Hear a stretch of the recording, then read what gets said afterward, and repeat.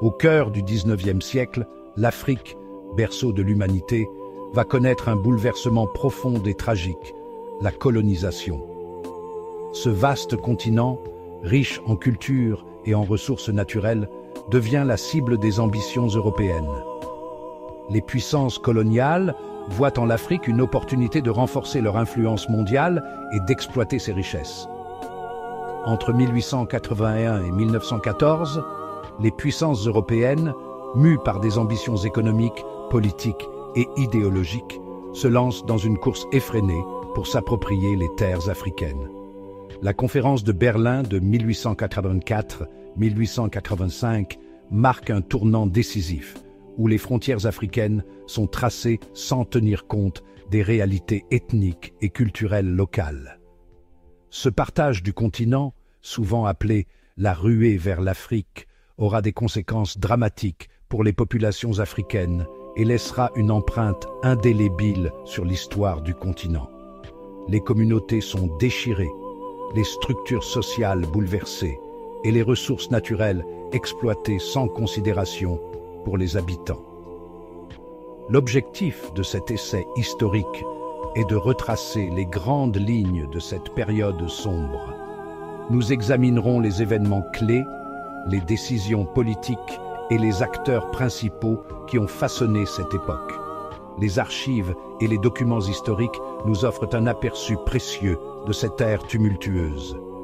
Nous explorerons les motivations des puissances européennes, qu'elles soient économiques, comme la recherche de matières premières et de nouveaux marchés, ou politiques, avec la volonté de renforcer leur prestige et leur pouvoir.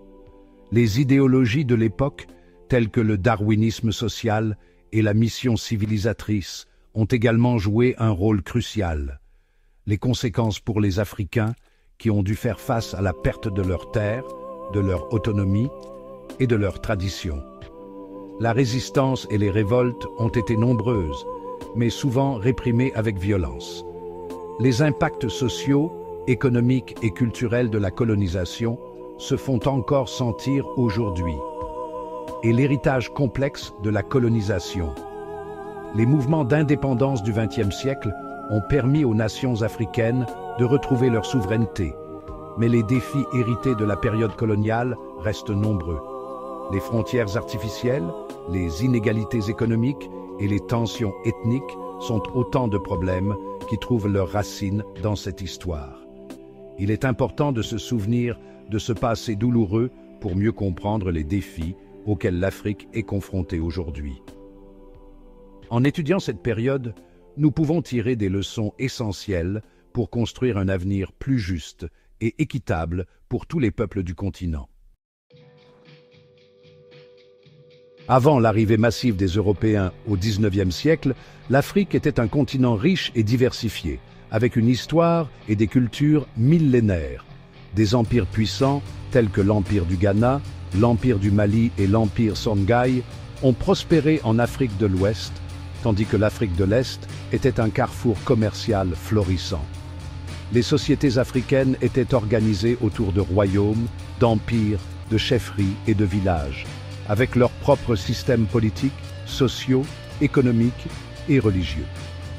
L'art, la musique, la littérature et la spiritualité étaient des éléments essentiels de la vie quotidienne. Contrairement à l'image souvent véhiculée, l'Afrique précoloniale n'était pas un continent figé dans le temps, mais un continent en constante évolution. Dès le XVe siècle, les Européens ont établi des comptoirs commerciaux sur les côtes africaines, principalement pour le commerce des esclaves. Ces comptoirs servaient de point de départ pour les navires européens qui transportaient des esclaves vers les Amériques, alimentant ainsi l'économie des colonies européennes. Les côtes africaines devinrent des lieux de transactions intenses, où les Européens échangeaient des marchandises contre des esclaves capturés à l'intérieur des terres par des marchands africains.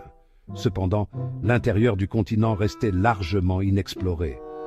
Les vastes étendues de forêts denses, de déserts arides et de montagnes escarpées représentaient des obstacles naturels qui dissuadaient les explorateurs.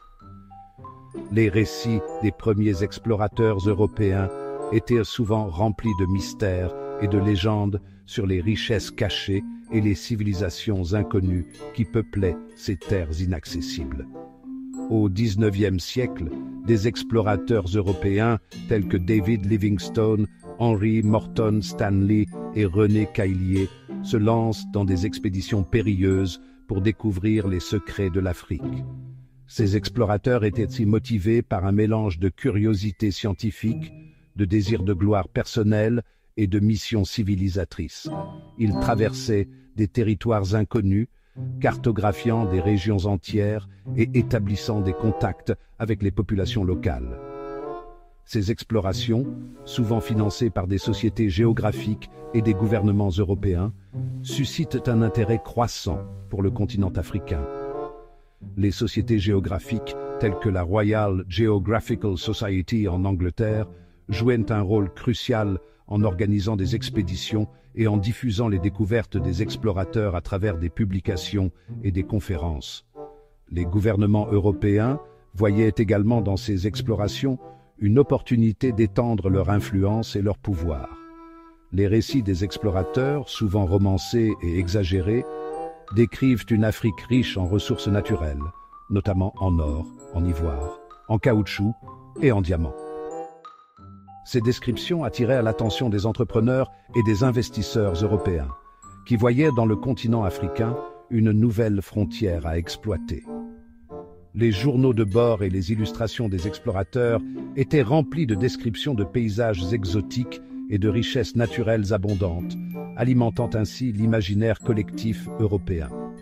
Cet intérêt économique grandissant, combiné à des rivalités politiques entre les puissances européennes, va ouvrir la voie à la colonisation.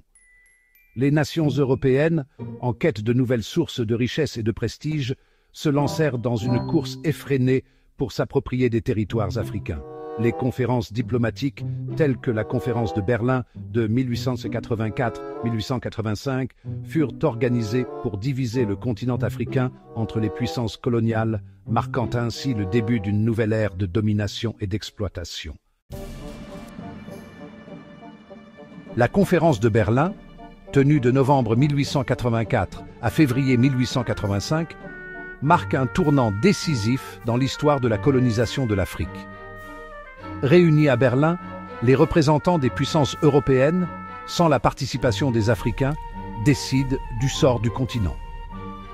La conférence établit les règles du partage de l'Afrique et reconnaît la souveraineté du roi Léopold II de Belgique sur l'État indépendant du Congo, un territoire immense et riche en ressources naturelles qui deviendra le théâtre d'atrocités innommables. La conférence encourage également la course aux colonies, chaque puissance européenne cherchant à s'approprier le plus de territoires possible. Les motivations des puissances européennes pour coloniser l'Afrique étaient multiples et complexes. Elles ne se limitaient pas à une seule raison, mais étaient plutôt un mélange de facteurs économiques, politiques et idéologiques. L'appât du gain était certainement un facteur majeur. Les Européens cherchaient à exploiter les vastes ressources naturelles de l'Afrique, telles que l'or, les diamants et le caoutchouc. Ces matières premières étaient essentielles pour alimenter les industries en pleine expansion en Europe. Les colonies étaient considérées comme des sources de matières premières bon marché et des débouchés pour les produits manufacturés européens. Les usines européennes avaient besoin de ces ressources pour produire des biens à grande échelle, et les colonies offraient également de nouveaux marchés pour vendre ces produits. Cependant, la colonisation était également motivée par des considérations politiques et idéologiques. Les nations européennes étaient en compétition les unes avec les autres pour étendre leur influence et leur territoire. La possession de colonies était perçue comme un signe de puissance et de prestige sur la scène mondiale. Dans un contexte de rivalité croissante entre les puissances européennes, la possession de colonies était perçue comme un signe de puissance et de prestige. Chaque nation voulait montrer sa supériorité en contrôlant des territoires vastes et riches en ressources. De plus, l'idée de la mission civilisatrice était largement répandue en Europe. Les Européens se voyaient comme les porteurs de la civilisation et du progrès, et ils pensaient avoir le devoir d'éduquer et de christianiser les populations africaines. Les Européens se considéraient comme supérieurs aux Africains et pensaient avoir le devoir de leur apporter le progrès, le christianisme et la civilisation. Cette idéologie justifiait à leurs yeux les actions coloniales, malgré les souffrances et les injustices infligées aux populations locales. La colonisation a eu un impact profond et durable sur les sociétés africaines. Les frontières artificielles tracées par les Européens, sans tenir compte des réalités ethniques et culturelles, ont divisé des peuples et créé des tensions qui persistent encore aujourd'hui. L'exploitation économique était au cœur du système colonial. Les Africains étaient souvent contraints de travailler dans des conditions difficiles pour produire des richesses qui profitaient principalement aux colons. Les cultures vivrières traditionnelles ont été remplacées par des cultures de rente, ce qui a entraîné des famines et des dépendances économiques. De plus, les systèmes éducatifs et administratifs coloniaux visaient à assimiler les Africains et à effacer leur culture et leurs identités. Malgré la violence et la répression du système colonial, les Africains n'ont jamais cessé de résister à la domination européenne. Des soulèvements populaires aux mouvements de résistance pacifique, les Africains se sont battus pour leur liberté et leur dignité. Des figures emblématiques, telles que Samori Touré en Afrique de l'Ouest, Rabat Zobéir en Afrique centrale et Ménélik II en Éthiopie, ont mené des luttes acharnées contre les puissances coloniales. Ces résistances, souvent méconnues ou minimisées par l'histoire officielle, témoignent du courage et de la détermination des peuples africains à défendre leur liberté. L'héritage de la colonisation continue de peser lourdement sur l'Afrique contemporaine. Les frontières artificielles, les inégalités économiques, les conflits ethniques et la faiblesse des institutions sont autant de défis hérités de la période coloniale. Cependant, il est important de souligner que l'Afrique n'est pas restée figée dans le passé. Depuis les indépendances, les pays africains ont connu des progrès significatifs dans de nombreux domaines, notamment l'éducation, la santé et le développement économique. L'Afrique est un continent jeune et dynamique, avec un potentiel immense. La colonisation européenne de l'Afrique est une page sombre de l'histoire, marquée par la violence, l'exploitation et l'injustice. Il est essentiel de se souvenir de ce passé douloureux pour comprendre les défis auxquels l'Afrique est confrontée aujourd'hui. En conclusion, la colonisation a eu un impact profond et durable sur l'Afrique.